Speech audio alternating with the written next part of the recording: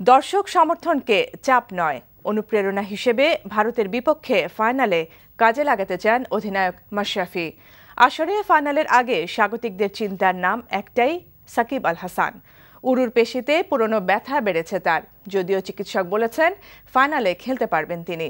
অন্যদিকে ভারত বাংলাদেশের বিপক্ষে ফাইনালটাকে সাধারণ একটা ম্যাচ হিসেবেই দেখতে চায়। অভিজ্ঞ ব্যাটিং অর্ডার কোনো চাপ অনুভব করবে না বলেই বিশ্বাস দলের টেকনিক্যাল ডিরেক্টরের। রনি রায়হান ও জামাল হোসেনের ক্যামেরায় আরও জানাচ্ছেন বর্ষণ কবির।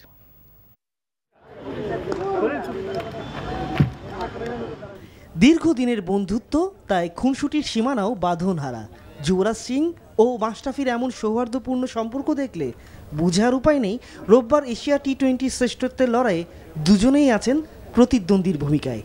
এক ম্যাচ জিতলেই বাংলাদেশের ক্রিকেট ইতিহাসে অমর হয়ে যাবেন মাশরাফি। বড় কোনো আসরের শিরোপা কখনোই যে জেতা হয়নি দেশটির।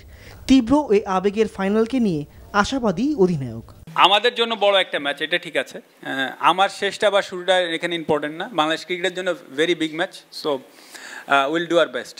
ইন্ডিয়ার ব্যাটিং অর্ডার নিয়ে কোনো প্রশ্নই যাই যে তাদের টপ অর্ডারে প্রায় ছয়জন ওয়ার্ল্ড ক্লাস, স্পেশালি হয়তো বা ওয়ানডে টি-20 বোথ ক্রিকেট। ওরা অবশ্যই চার্জ করবে, বাট যত মিনিমাইজ করা যায় সেটাই আমাদেরকেও চেষ্টা করতে হবে। হ্যাঁ, আমাদের ভালো সুযোগ আছে, সব কিছুই আমাদের ফেভারে আছে, যেমন দর্শক বলেন, মাঠ বলেন, ড্রেসিং রুম বলেন, সব কিছু আমাদের ফেভারে। বাট ক্রিকেটে আমি মনে করি না এটাই শেষ কথা। এর মাঝে একটা হালকা দুঃসংবাদ। অনুশীলনের সময় উরুর পেশির পুরনোর ব্যথায় কাতরানো সাকিব নেটে 2 বল খেলার পরই রনে ভঙ্গ দিয়েছেন। খুব বেশি প্র্যাকটিস করে নাই, ভালো আছে আলটিমেটলি। তো আর ইনশাল্লাহ আগামীকালকে খেলা নিয়ে এত টেনশনের কিছু নাই, ইনশাল্লাহ তার আগে রিকভার করে যাবে। দলের একাদশের চেহারাটা সাকিব শেষ মুহূর্ত না খেললে কি হবে সেটা সময়ের হাতে ছেড়ে দেওয়া ছাড়া উপায় নেই। তবে ম্যানেজমেন্টের এক পক্ষ বলছে নাসির ব্যাটিং উইকেটের বাড়তি সুবিধা হিসেবে একাদশে ঢুকে পড়তে পারেন। 4 পেসার কম্বিনেশন হলে আবু হায়দার রনিকে দিয়ে চমক দিতে চায় স্বাগতিকরা। অধিনায়কের কথাতে আছে চমকের আভাস।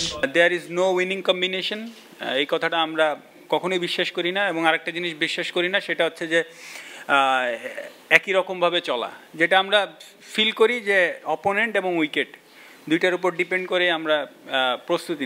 ভারতের জন্য এশিয়ার শ্রেষ্ঠত্ব নতুন কিছু নয়, কিন্তু ঘরের মাঠে বিশ্ব টি-20-র আগে এশিয়ার চ্যাম্পিয়ন কে না হতে চায়।